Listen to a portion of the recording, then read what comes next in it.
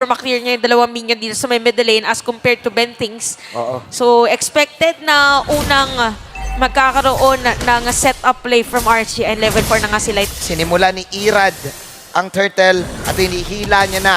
Nandito si Hesu at level 3. Level 3. Wala pang level 4. Mag-aabang lang muna. Magkocall ba dito ang TNC ng Go? Wala ata. Wala. Libreng pagong Oh! sa RSG Philippines. Okay, a bit of delay on very, very crucial talaga. Wait. Oh! Hampas ng maso ng isang Teresla. Aha. Ayaw na nilang bigyan ng... Ayaw nila palaruin dito si Kiko nga ngayon.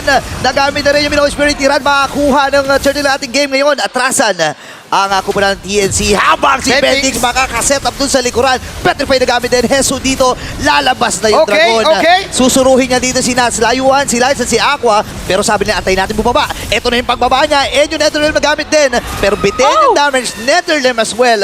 Doon kay Goyo. Pero may nakakalimutan sila sa ibaba. Nandun si Eman at bumabasag lamang.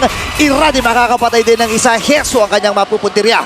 And Nats, napakakunat ni Nats Oo. doon sa bottom side. Kulang din talaga sa damage pa. Kulang pa sa damage dito ang TNC para sa atin laban. Ay! Ay! Bibigyan na nila dito si Bentix. Nakita na rin. Oh. Itong si King Kong. Pop yung emo. Layo muna si Bentix. Penalty. Wow. So inabutan pa rin.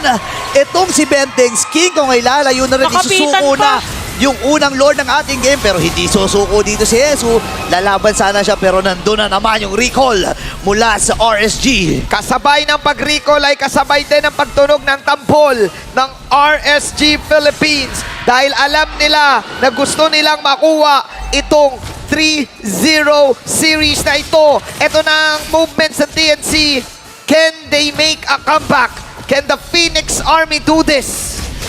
To answer your question, Mas Jean, actually for TNC, kapag makakuha sila ng dalawang kills, yes, pwede pa silang makapag-push ng mga turret. Although kulang kasi sa kanila dito is pang-clear na minion wave just in case.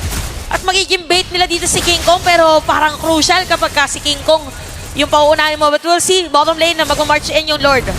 Uy, andito may kung sila ginawa dito si Bentix. Dragon. Yung Dragon ay naroon na rin. Lord sa may bandang ibaba. Mapipigilan nga ba nila ang pagbasag nito? Hindi. Magiging successful dito ang RSG. At aantayin nila yung mga minions doon sa may bandang gitna. Habang si King Kong nasa itaas. Pinuflow lamang niya ng maigi. TNC ay kakapit. Andito na Task Iikot yata Force si Bentix. RSG. TP party para sa kanilang kupuhan. At 11 magiging minutes. successful ang pagbasag nito. 11 minutes, ladies and gentlemen. 11 minutes of this game. Okay. RSG has been leading, owning. Naku po yung position ni Bentings if ever meron Oh, na Ay! ganun. Yung flagrant penalty zone, makakatalo dito si Innocent. Ngayon, i-ready na natin ang ating mga cellphone. At si Bentix, RSG ngayon Bentix. ay magbe-base lock na. Wala silang mga minions. Dalawa ang babagsak para sa TNC. Goyo at ang buong kupunan ng Phoenix Army ay kakapit na rin. Eman, ang sakit na ng mga normal hits. Kahabol pa dito si Eman. Kompleto pa ang kupunan dito ng RSG. Powerlock. Ngayon, si Bentix ay nasa likod. Pwede siyang sumetap Bentix! dito. At mahuhuli nga ba niya? Uy, Pero napigilan! sakto yung stop. Napigilan niya yung setup ni Bentix. At si King Kong ay kumakapit pa rin pero wala ka nakakapitan, boy. At makakagat din.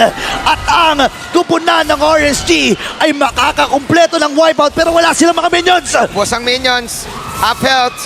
RSG. Nag-zoom in ang camera. Pero yung Dragon. Dragon. Oh Go pa. no, dito na yung Dragon. At si Irad, isa lang ang target. Kundi ang kunin ang seri na ito.